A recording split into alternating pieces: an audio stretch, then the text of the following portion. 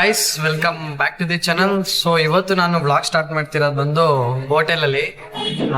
ನೀವು back ground ನೋಡಿದ್ರೆ ಗೊತ್ತಾಗಿರುತ್ತೆ ಸ್ವಲ್ಪ ಜನ ಬಂದಿರೋರಿಗೆ. ಹೋಟೆಲ್ ಹನುಮಂತು ಪಲಾವ್ ಅಲ್ಲಿ ಇದೀವಿ ನಮ್ಮ ಮೈಸೂರಲ್ಲಿ. ಇವತ್ತು ಭಾನುವಾರ.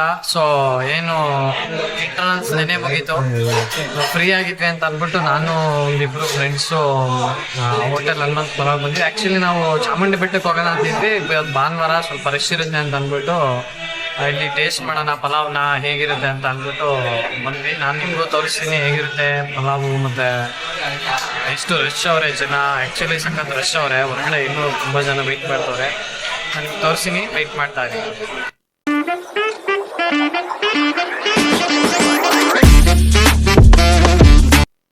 ನಾನು ಮತ್ತೆ ಇನ್ನಿಬ್ಬರು ಫ್ರೆಂಡ್ಸು.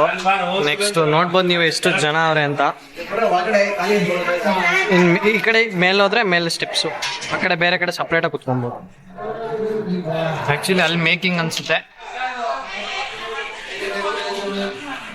ನೋಡೋಣ, ಇವಾಗ ಪೇಪರ್ ಎಲ್ಲ ಹಾಕ್ತವ್ರೆ.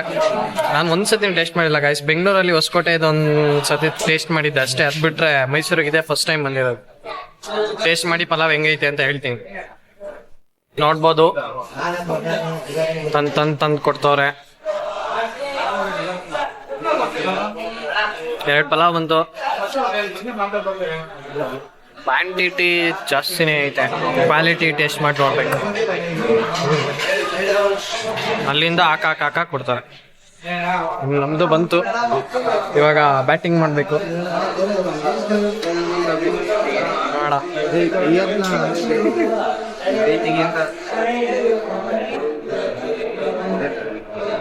ಪೀಸ್ ಮಾತ್ರ ಬೆಣ್ಣೆ ತರ ಐತೆ ಗಾಯ್ಸ್. ಸುಡ್ತೈತೆ, ಬಾಯ ನೀರ್ ಬರ್ತೈತಲ್ಲಪ್ಪ. ಪೀಸ್ ಮಾತ್ರ ಬೆಣ್ಣೆ ತರ ಐತೆ. ಪೀಸ್ ನೋಡ ಸಕತ್ತಾಗೈತೆ ರೈಸ್ ಜೊತೆಗೆ ನೋಡ.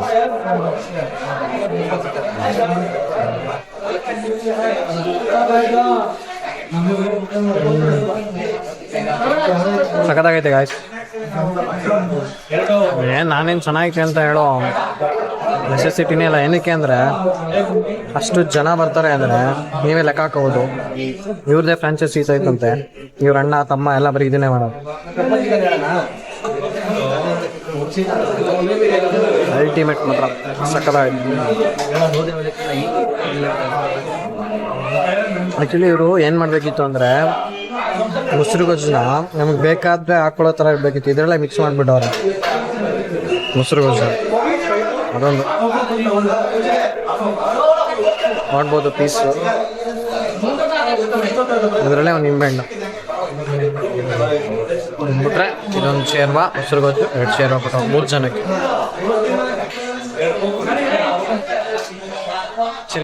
ಧನುಷ್ ಹೆಂಗೈತೆ? ಸಗತ್ತಾಯ್ತಾ? ಸಗತ್ 2 ಮಾತೇ ಇಲ್ಲ ಟೇಸ್ಟಲ್ಲಿ. ಸಖತ್ತಾಗೈತೆ. ಇದ್ರ ಜೊತೆಗೆ ಬ್ರೈನ್ ಆರ್ಡರ್ ಮಾಡಿದ್ವಿ. ನೋಡ್ಬೋದು, ಟೇಸ್ಟ್ ನೋಡೋಣ.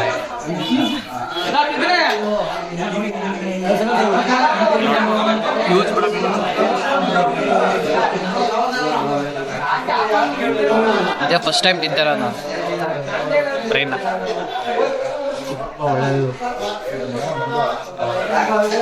ಸಗದಾಗೈತೆ ಟೇಸ್ಟು, ಆ ಫ್ಲೇವರು.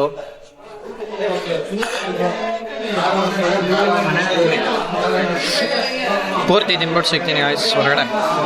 ನೋಡೋಣ, ಆದರೆ ಒಳಗಡೆ ಮೇಕ್ ಓವರ್ನ ತೋರಿಸ್ತೀನಿ ಹೆಂಗೆ ಮಾಡ್ತಾರೆ ಅಂತ ಕೇಳ್ಬಿಟ್ಟು. ಒಳಗಡೆ ಬಿಟ್ಟರೆ ತೋರಿಸ್ತೀನಿ.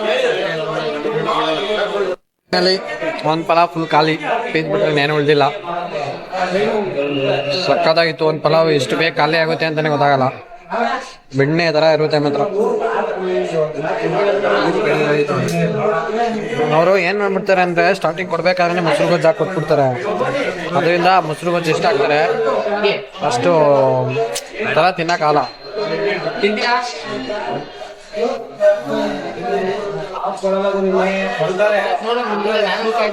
ಕಂಪ್ಲೀಟಾಗಿ ಖಾಲಿ. ಹೊರಗಡೆ ಸಿಗ್ತೀನಿ ಮನೆಗೆ. ಗಾಯ್ಸ್ ನೋಡ್ಬೋದು ಎಷ್ಟು ಜನ ಅವ್ರೆ ಅಂತ ಹೊರಗಡೆ ಬಂದಿದೀವಿ. ಹೊರಗಡೆನು ಫುಲ್ಲು ಕ್ಯೂ ಗಾಯ್ಸ್.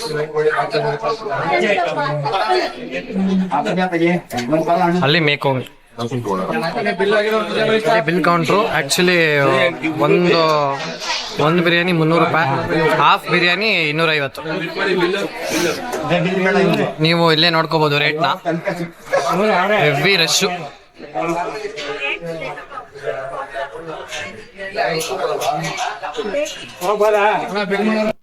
ಎಷ್ಟು ಜನ ಅಂದ್ರೆ ಒಳಗೆ ಹೋಗಿ ಹೊರಗೆ ಬರೋ ಅಷ್ಟರಲ್ಲಿ ಒಂದು ನೀರು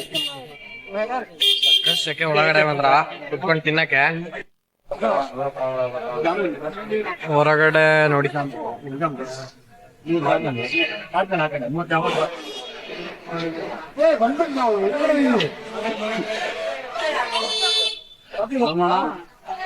ಆಕ್ಚುಲಿ ಮುಂಚೆ ಈ ರೋಡಲ್ಲೆಲ್ಲ ನಾನು ಓಡಾಡಿದೀನಿ ಈಗ.